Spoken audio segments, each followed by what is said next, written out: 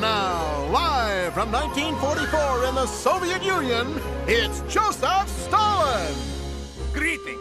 You know, life of brutal dictator isn't always sunshine and lollipopsky. Sometimes it's lonely job. But when I'm feeling cranky and a little blue, I sit around and consider the many things which make me happy. Creating terror with government urges, acting out all of his monstrous urges. Big Brother plots that would make Orwell blush. These are the things that sure give me a rush. Spying on Lenin and murdering Trotsky, vexing the West with his communist plotsky, turning your dreams into scary nightmares. That is the way I forget all my cares. When the Germans head for Moscow and the weather's vile, I simply look on as they all freeze to death, and that really makes me smile. feasting like Ivan while serfs live on rations, conquering dozens of satellite nations, Starting my own personality cult.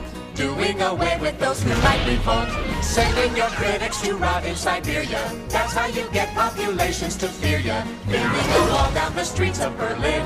This kind of thing makes me flash quite a grin. If the people call for freedom or democracy, I'll simply bump off everybody until there's nobody left but